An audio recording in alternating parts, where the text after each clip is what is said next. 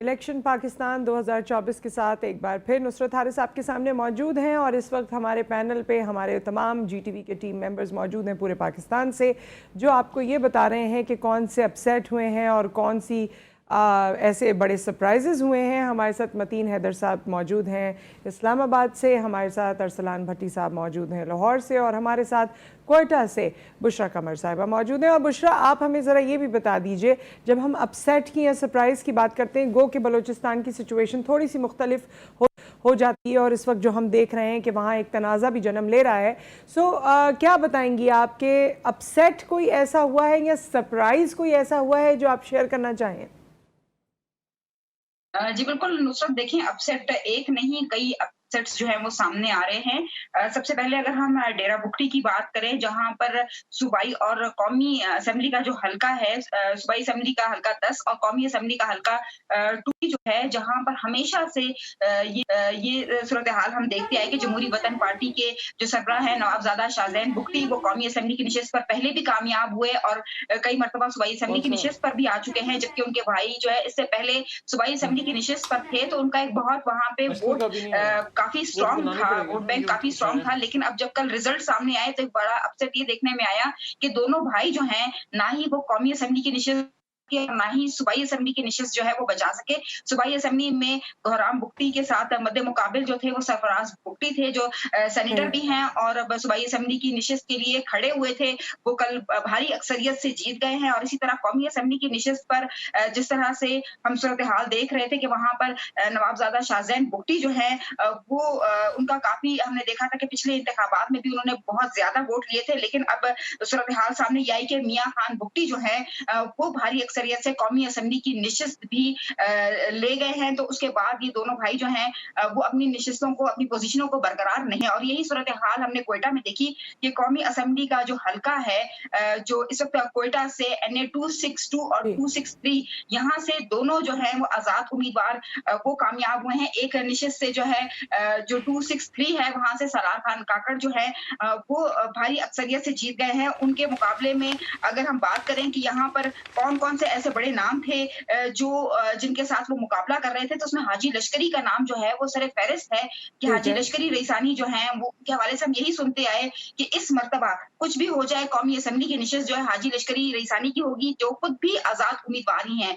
लेकिन जब अब रिजल्ट सामने आना शुरू हुए तो एक वाकई में बहुत बड़ा सरप्राइज था कि सलार खान काकड़, जो पहली मर्तबा कौमी असेंबली की नशिस्त पर और पहली मर्तबा जो है वो इंतखाब में हिस्सा भी ले रहे थे, और इतनी भारी अक्सरियत से अब वो सामने गैर सरकारी और गैर हतमी नताइज के मुताबिक सामने आ रहे हैं। इसी सही। तरह जो है आदिल बाजई जो है वो NA 262 के लिए खड़े हुए थे और वहां से जो है वो इंतखाब लड़ रहे थे। तो उनका भी मुकाबला जो है वो काफी बड़ी हम्म। शख्सियात, जो नामवर शख्सियात हैं, उनके साथ मुकाबला था। लेकिन वहां से क्योंकि उनके हलके में बाजई कौम के लोग ज्यादा हैं, तो बलूचिस्तान में मैं आपको एक सबसे पहली एक बात बताऊं कि यहाँ पर पार्टियां जो हैं, पार्टियों के नाम पर लोग वोट इतना कास्ट नहीं करते जितना कौम के नाम पर जो वोट जो है वो कास्ट किए जाते हैं। जिस सही। तरह आदिल बाजई जिस हलके से खड़े हुए थे, वहां पर बाजई कबाइल के लोग बहुत ज्यादा थे और उन्हें उस कबीले के वोट जो है सबसे ज्यादा पड़े हैं। तो ये दो बड़ी पोजीशंस थी इस वक्त कोयटा में कौमी असेंबली की, जिनसे जो है वो आजाद उम्मीदवार सामने आ गया। अब NA 264 जो है, वहां से अब देखना है कि वहां से कौन सा ऐसा नाम है जो सामने आता है, क्या वो भी आजाद उम्मीदवार ही कोई सीट ले जाएगा, या वहां कोई पार्टी जो है ठीक। किसी भारी अक्सरियत से जो है अपने नाम ये सीट कर सकेगी। अब तक जी सूबाई असेंबली की जो नशिस्तें हैं उनके हवाले से मैं बात करूं कि सिर्फ 42 और 43 के जो रिजल्ट सामने आए, 40 के रिजल्ट सामने आए, उसमें सिर्फ 40 का रिजल्ट जो है वो हमने देखा कि HDP के कादिर नायल जो हैं वो जीत गए हैं। उस हवाले से ना ही किसी पार्टी की जानिब से एहतजाज हुआ, ना आजाद उम्मीदवार की जानिब से एहतजाज हुआ। लेकिन HDP की जो सीट 42 थी, वहां से हमने देखा कि खालिद हजारा जो हैं उनकी जानिब से एहतजाज जो है वो रिकॉर्ड करवाया गया। एहतजाज इस वक्त भी कर ठीक। रहे हैं और ये खदशा जाहिर कर रहे हैं कि वो जीत चुके थे, लेकिन उन्हें जो है किसी तरह से हराया गया है। इसी तरह ठीक है। 43, 44 के जो रिजल्ट है उसमें भी खदशात अब सामने आने लगे हैं। अब से कुछ देर कबल जो है मेरी बात निगरान वजीर इत्तलात से हुई और हमने गिला भी किया कि मीडिया को एक्सेस नहीं दिया जा रहा, तो उन्होंने कहा 1 घंटा इंतजार कर ले, 1 घंटे के बाद तमाम पिक्चर्स जो हैं वो वो क्लियर क्लियर होना हो शुरू हो जाएगी। जाएंगी। तो मेरे ख्याल में शायद वो इस जानिब इशारा दे रहे थे कि 1 घंटे के अंदर हो सकता है के तमाम रिजल्ट जो है जी बिल्कुल, वो 12 अनाउंस बजे कर का दिए टाइम जाए। वैसे भी कहा गया था, तो 11:15 से आगे तो हम हो ही गए हैं, तो लेट्स सी कि 12 सवा 12 तक क्या सिचुएशन बनती है। अरसलान भट्टी साहब, एक रेलेवेंट इनसे सवाल बनता है, मैं आपकी तरफ आऊँगी और फिर मतीन साहब आपसे मैं ओवरऑल डिस्कशन करना चाहती हूँ। अरसलान साहब, ख्वाजा साद रफ़ीक साहब के बारे में भी रिपोर्ट आई कि वो हार गए, और कौन से ऐसे अपसेट हुए हैं? फिर अगर हम सियालकोट की जानिब चले जाएँ या दीगर और, तो कोई क्या इत्तलात इस वक्त मौसूल हो रही हैं?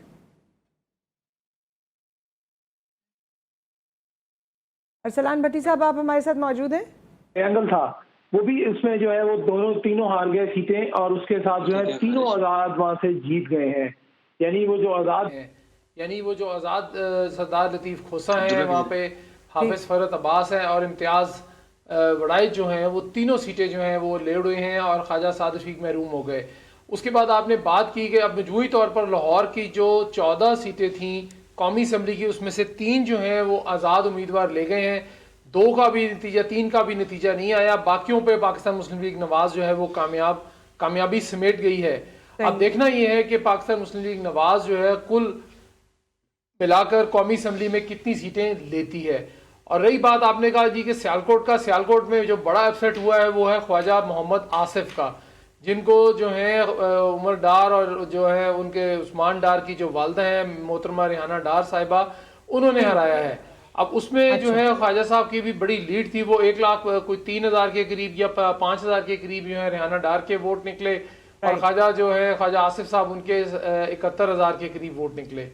अब उसकी तरह अगर आप आ जाएं थोड़ा सा नीचे, तो गुजरांवाला के अभी जो नताइज हैं वो भी नहीं आए हैं, उसमें भी कोई थोड़ा सा मसला पाया जा रहा है। इसी तरह फैसलाबाद में NA 100 जो है, जो थे अपना साबिक वजीर दाखिला राना सनाउल्लाह, वो उनकी लीड बनी हुई है, लेकिन अभी तक उनकी जीत का ऐलान नहीं हुआ है।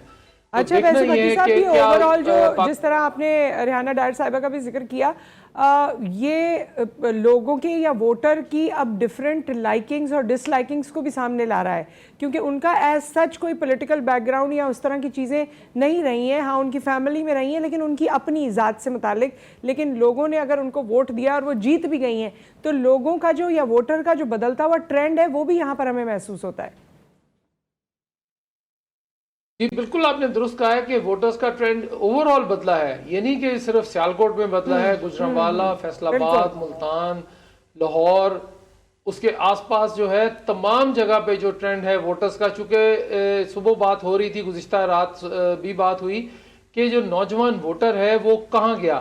तो नौजवान वोटर जो है वो बिल्कुल वो आए हैं जिन्होंने पहली मरतबा वोट कास्ट किया या दूसरी मरतबा भी किया हो, तो उन्होंने भरपूर तरीके से हिस्सा लिया और अपना एंगर शो किया है कुछ जमातों के खिलाफ, कि उन्होंने अगर वो जिम्मेदार समझते हैं पाकिस्तान में जो बड़ी खराबियां हैं उसको, तो उस हवाले से उन्होंने अपना जो एक नोट ऑफ डिसेंट है कि बैलेट ही एक रास्ता था जिस पर वो ठप्पा लगाते और अपना नोट ऑफ डिसेंट शो करते, वो उन्होंने किया। तो ये अच्छी बात है वैसे तो जमहूरियत के लिए, बहुत अवेयर है हर चीज़ के बारे में, चाहे वो निशान सबके अलग हों, इंडिविजुअल हों, कलेक्टिव हों, कौन कहाँ से कंटेस्ट कर रहा है। हमारा जो नया वोटर है वो भी खासा अवेयर है। अरसलान साहब, वापस आपकी तरफ आऊँगी। ये बताती चलूँ कि इमरान यूसुफजई साहब जो कि पेशावर से हमारे ब्यूरो चीफ हैं, उन्होंने भी हमें ज्वाइन किया है, लेकिन पहले मैं मतीन हैदर साहब की तरफ जाऊँगी। मतीन साहब, आपसे 2 चीज़ें मैं जानना चाहती हूँ। एक तो ये कि ये जो लोग जीत चुके हैं वो तो बहुत खुश हो रहे हैं, जो हार चुके हैं वो अक्सर ये कह रहे हैं कि नहीं जी, ये तो जीती हुई मेरी सीट थी। हो सकता है कुछ जगहों पर जीती हुई सीट के साथ कोई मैनिपुलेशन हुई भी हो, लेकिन अब हर हारने वाला अगर ये कहेगा कि ये तो मेरी सीट थी, मैं जीतने वाला था और ये फला फला ले उड़े, तो इसको आप कैसा देखते हैं? एंड अलॉन्ग विद दैट मैं एक और चीज़ पूछना चाहती हूँ कि जो भी गवर्नमेंट बनती हुई नज़र आ रही है उनके लिए आगे बड़ा चैलेंज है, और उनके लिए सबसे बड़ा challenge is the challenge of survival. कैसे वो सर्वाइव करेंगे? ये दोनों चीज़ें आप ज़रा बताइए। जी बहुत शुक्रिया, बड़े दोनों अहम सवाल हैं आपके। और पहले तो मैं अरसलान भट्टी साहब ने जो नताइज दिए इंतहाई अहम है, और सियालकोट के ऊपर अमलन जो है वो ख्वाजा आसिफ साहब का कब्जा था, जो उनकी अपनी नशिस्त थी। कई वर्षों से, कई इंतखाबात से वो नशिस्त अपनी जीतते चले आ रहे थे, और तो इस तरह कौमी असम्बली से बाहर हो जाना ख्वाजा आसिफ का यकीनी तौर पर मुस्लिम लीग नून के लिए बड़ा धचका होगा। और जो अगली हुकूमत ने अपनी कैबिनेट की जो फॉर्मेशन की हुई थी उसमें ख्वाजा आसिफ साहब का नाम था। अब यकीनी तौर पे अगर वो कौमी असम्बली से ड्रॉप हुए तो उन्हें किसी तौर पे, अगर नून लीग ने हुकूमत बनाई तो उन्हें फिर भी हुकूमत में शामिल किया जाएगा, मुशीर बना लिया जाएगा या special assistant to prime minister. तो जी इसी तरह अभी भावलपुर, मुल्तान और जिस तरह भट्टी साहब कह रहे थे फैसलाबाद, गुजरांवाला, ये बड़े अहम हल्के हैं जहाँ से अभी नताइज आने बाकी हैं। और आपका ये नुकता कि ये एक ट्रेंड बन चुका है, हारने वाला कैंडिडेट हमेशा कहता है कि जी वो मेरी सीट तो बिल्कुल जीती हुई थी, तो जी इसको किसी तरीके से, किसी साजिश से मुझे हराया गया। ये बात सही नहीं है। अगर आप अभी लाहौर के और बाकी हल्कों की जो नताइज अभी तक आए उसमें आप देखें कि बहुत बड़े बड़े अपसेट्स तो मुस्लिम लीग नून को मिले हैं, जो सिर्फ सियालकोट में आप देख लें और इसी तरह बाकी हल्कों में आप देख लें। इसी तरह आबिद इमाम जो इंतहाई वेटरन पॉलिटिशियन फखर इमाम और बेगम आबदा हुसैन के जो बरखुरदार हैं वो हार गए। इसी तरह अभी आप और बड़े बड़े अपसेट्स आएंगे।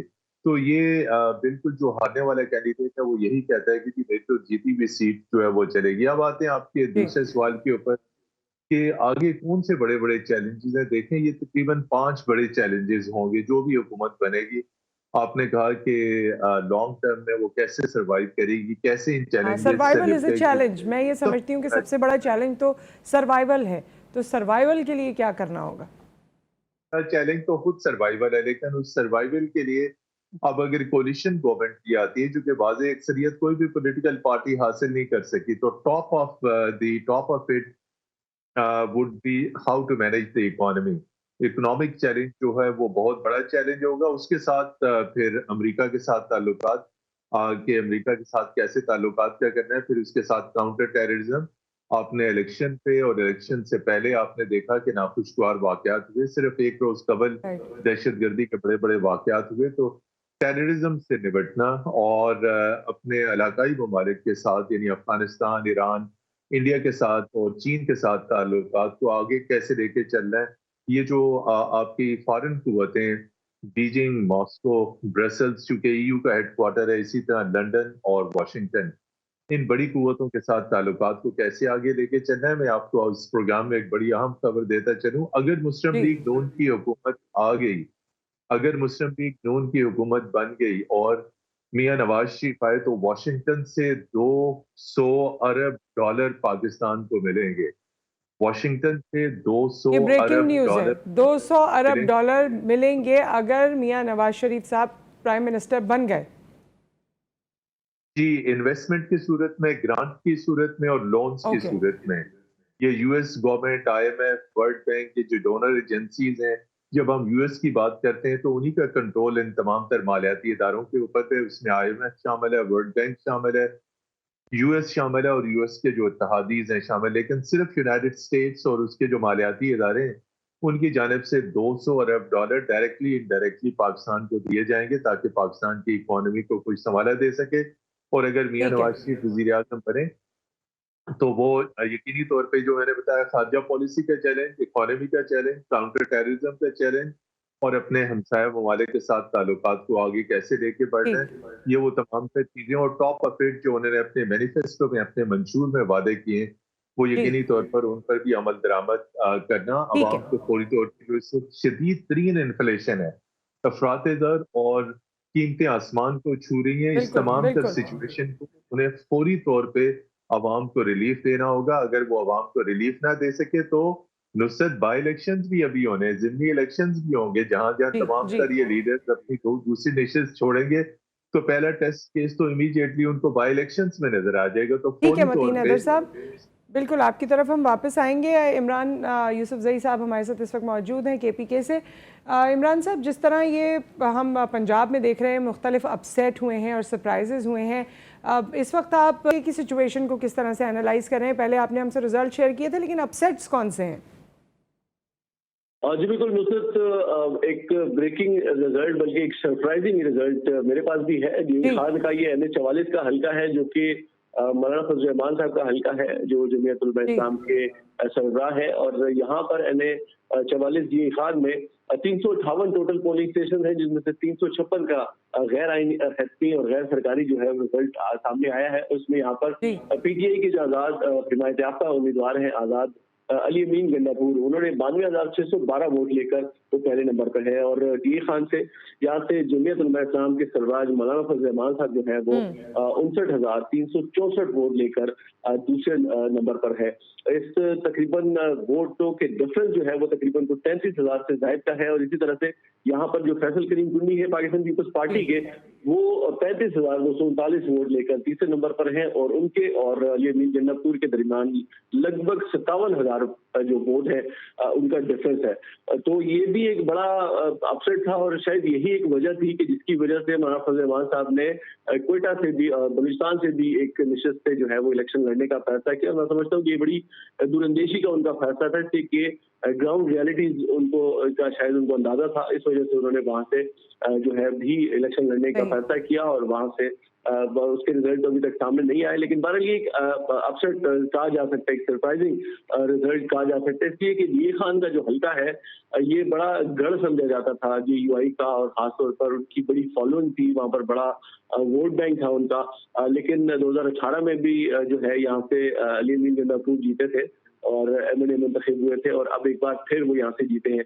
तो सूबाई असम्बली की अगर बात करूँ, पेशावर की जो 13 नशिस्तें हैं, वहां पर अब तक 7 नशिस्तों के सरकारी नताइज जो है वो सामने आ चुके हैं फॉर्म 47 के मुताबिक। और इन 7 में से 4 नशिस्तें जो है वो जो पीटीआई के आजाद उम्मीदवार हैं हिमायत याफ्ता, उन्होंने जीती है। एक सीट जो है वो आजाद उम्मीदवार ने जीती है। एक पीपल्स पार्टी के अरबाब ज़रक, जो कि अरबाब आलमगीर साहब के साहबजादे हैं, उन्होंने जीती है। और इसी तरह से एक जो पीके 78 की जो सीट है वो पाकिस्तान मुस्लिम लीग नून के ज़ाहिर खान के नाम रही है।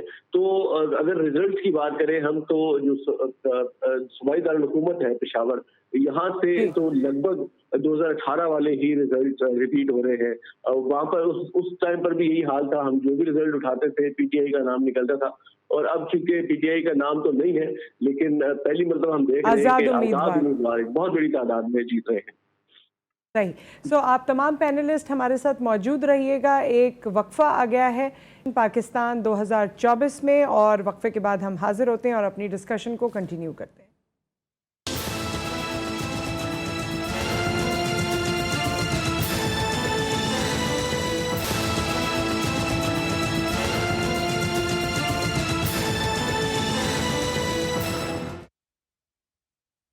इलेक्शन पाकिस्तान 2024 नताइज गैर हतमी भी और हतमी भी आपके सामने पेश किए जा रहे हैं, जैसे जैसे जहाँ जहाँ का नतीजा आ रहा है। और इस बार सरप्राइजेस भी हैं और कहीं ना कहीं मुशाबहत भी है 2018 के इलेक्शन से। किसी किसी सूबे में, किसी किसी हलके में ऐसा महसूस होता है कि वही शायद वक्त रिपीट हुआ है, लेकिन कहीं कहीं ऐसा लगता है कि सिरे से वोटर का नज़रिया बदल गया है और जो नए वोटर आए हैं वो बहुत छानबीन करके और अपने आप को इक्विप करके आए हैं। हमारा पैनल हमारे साथ मौजूद है। हमारे साथ मतीन हैदर साहब इस्लामाबाद से मौजूद हैं, अरसलान भट्टी साहब लाहौर से मौजूद हैं, बुशरा कमर साहिबा क्वेटा से मौजूद हैं, और इमरान यूसुफजई साहब पेशावर से मौजूद हैं। आप तमाम लोगों को एक बार फिर खुशामदीद कहते हैं। और अरसलान भट्टी साहब, आपके पास क्योंकि नई नई खबरें आती हैं और वक्त क्योंकि इस वक्त हमारे पास इस वक्त के हेडलाइन से पहले कंक्लूजन का आ गया है, तो कुछ खबरें भी हमें दे दीजिए और इसे कंक्लूड भी कर दीजिए कि अब तक की सबकत किसकी है। अभी तक जो है सबकत जो है वो पाकिस्तान मुस्लिम लीग नवाज की है। उसमें पंजाब असम्बली में भी उनकी तकरीबन 24 सीटें हो चुकी हैं अब तक की, लाहौर समेत। चूँकि लाहौर से उनको बहुत ज़्यादा उम्मीद थी कि 30 में से 28 या 27 सीटें ले जाएंगे, तो अभी तक जो है वो तकरीबन जो है वो 19-20 सीटें सिक्योर कर गई है। 5 पे वो आगे है और 5 सीटें जो हैं वो इंडिपेंडेंट्स ले उड़े हैं, उनके हाथ से उचक ली हैं उन्होंने। और ख़बर ये है कि जी मियाँ नवाज शरीफ जो हैं वो जीते हैं, तो अब फैसला होगा 1-2 दिन 4 दिन में, जब सारे मुकम्मल नतीजे आएंगे।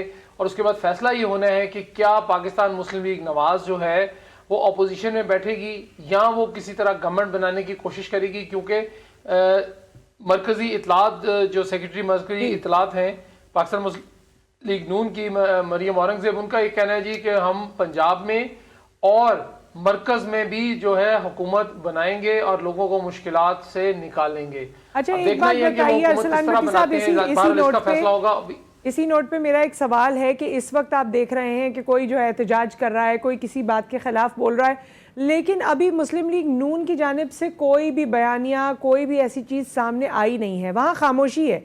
तो क्या वो मुतमईन है, डिसअपॉइंटेड है, या क्या कोई और फीलिंग है उनमें?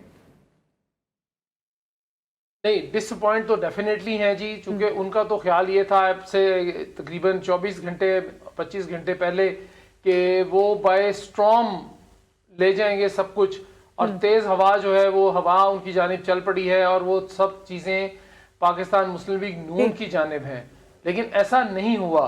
तो सरप्राइज तो वो हैं और डिसअपॉइंट भी हैं। ये हुआ क्या, कौम ने उनके साथ क्या किया, वोटर्स ने उनके साथ क्या किया। अब मुस्लिम लीग नून में जब देखें, अभी सबसे पहले जो है ख्वाजा साद रफीक का भी अभी एक ट्वीट आया है जिसमें उन्होंने अपने मद्दे मुकाबिल सरदार लतीफ़ खोसा को जीत की मुबारकबाद दी है और अवाम के फैसले पर उन्होंने कहा कि वो खुश दिली से सर तस्लीम खम करते हैं और अल्लाह करीम आने वाले पार्लियामान को मुत्तहिद होकर कौमी बहरानों पर काबू पाने की तौफीक अता फरमाए। ये ख्वाजा साद रफीक ने भी पैगाम दिया है। अब देखना ये है कि देखिए, ख्वाजा साद रफीक भी पार्लियामान में नहीं गए, उसके बाद ख्वाजा आसिफ भी बाहर हैं। फैसलाबाद से भी सुनने में कुछ खबरें इसी किस्म की आ रही हैं कि वो आबिद शेर अली जो हैं वो शायद उनकी लीड नहीं है और वो हार रहे हैं या हारने वाले हैं। इसी तरह और बहुत से स्टालवर्ट्स जो हैं पाकिस्तान मुस्लिम लीग नून के, वो आज की जो अब असेंबली बनने जाएगी आइंदा से कुछ दिनों के बाद, हफ्ते बाद, तो उसमें वो नहीं होंगे। तो पाकिस्तान मुस्लिम ठीक है। अरसलान भट्टी साहब, आपकी आवाज़ भी ग्लिच हो रही है। थैंक यू सो मच, आपने अपना पॉइंट हमसे शेयर किया। अब हम चलते हैं बुशरा कमर साहिबा आपकी जानिब, और अब आप भी इसे कंक्लूड कर दीजिए फिल वक्त के लिए, जहाँ तक नताइज आ चुके हैं, कौन सबकत ले जा रहा है, कौन सब पे भारी हो रहा है, और अगर कोई और लेटेस्ट इन्फॉर्मेशन आपको किसी भी हल्के के हवाले से आई है तो प्लीज़।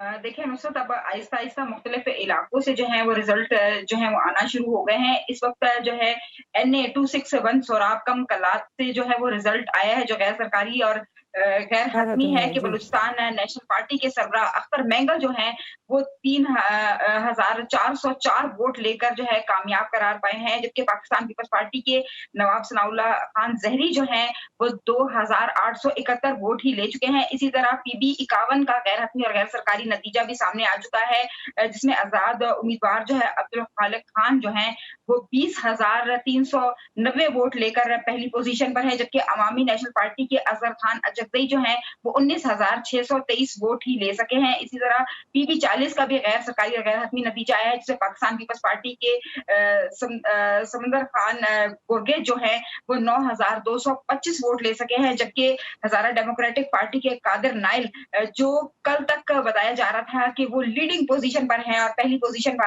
आ रहे हैं, वो अब दूसरी पोजीशन पर चले गए हैं। उनके वोट जो है वो 5,588 हैं। इसी तरह से जो है मजीद जो वोट हैं उसमें 39 PB 39 का गैर हतमी गैर सरकारी नतीजा सामने आया है, जिसमें आजाद उम्मीदवार जो है मोहम्मद काकड़ 6,600 वोट ले चुके हैं, जबकि जमीयत उलमा इस्लाम के सैयद अब्दुल वाहिद जो है वो 5,878 वोट जो है वो हासिल कर चुके हैं। अब मजीद नताए जो है वो आहिस्ता आहिस्ता सामने आने लगे हैं।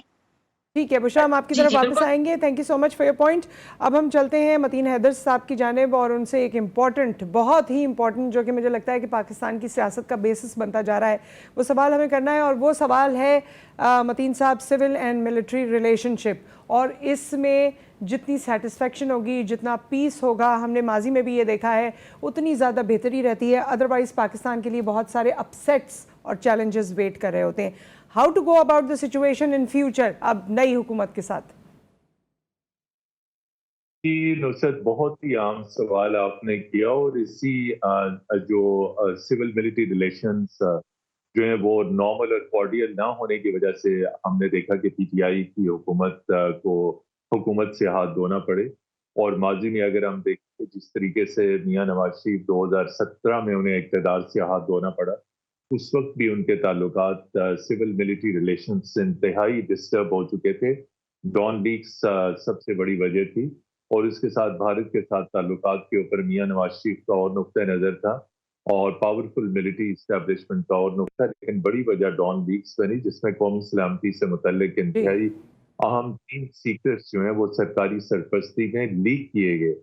तो ये बिल्कुल आपने सही कहा कि नई आने वाली हुकूमत को बहुत बड़ा चैलेंज दरपेश होगा कि वो मिलिट्री इस्टेब्लिशमेंट के साथ अपने ताल्लुकात को कैसे इस्तवार रखती है। उस पर 2 नुकते कि कौन सी उनकी बातें जो मानेगी और कौन सी जो बातें वो हुकूमत उनसे मनवाएगी। दो अहम तरीन नुकते हैं इसमें। देखिए, अभी जो भी गवर्नमेंट बनेगी 5 साल के लिए बनेगी, और जो भी वजीर आजम होंगे उनके लिए अगला आर्मी चीफ उसकी तैनाती अहम तरीन चैलेंज होगा। और उसमें दो ऑप्शन अगेन आ रहे हैं। एक पहला ऑप्शन तो ये होगा कि नए आर्मी चीफ को अपॉइंट किया जाए, और दूसरा ऑप्शन ये होगा कि जो मौजूदा आर्मी चीफ, क्योंकि अब आर्मी एक्ट में तरमीम की जा चुकी है, तो उसमें ये भी ऑप्शन होगा प्राइम मिनिस्टर के पास कि उस मौजूदा आर्मी चीफ को आगे एक्सटेंशन भी दे सकते हैं। और दूसरी अहम तरीन जो अपॉइंटमेंट है वो director general inter services intelligence की है, यानी ISI के सरबराह की मुद्दत मुलाजमत में तोसी। इस वक्त जो मौजूदा ISI के सरबराह लेफ्टिनेंट जनरल नदीम अंजम वो अपनी मुद्दत मुलाजमत पूरी कर चुके हैं और वो एक्सटेंशन के ऊपर हैं। तो अब आगे आने वाले वजीर आजम को उनके मुतल्लिक भी एक डिसीजन लेना होगा कि आया वो एक्सटेंशन देंगे या नए DG ISI की अपॉइंटमेंट करेंगे। तो ये और उसके साथ साथ फिर वार ऑन टेरर जो बिल्कुल मिलिट्री का डोमेन है। और इसको कंप्लीट कर लीजिए मतीन साहब। जी मतीन साहब, मुख्तसरन अपनी बात मुकम्मल कर लीजिए, हमें आगे पॉइंट भी लेना है इमरान साहब से और ब्रेक पर भी जाना है, न्यूज़ ब्रेक की जानिब।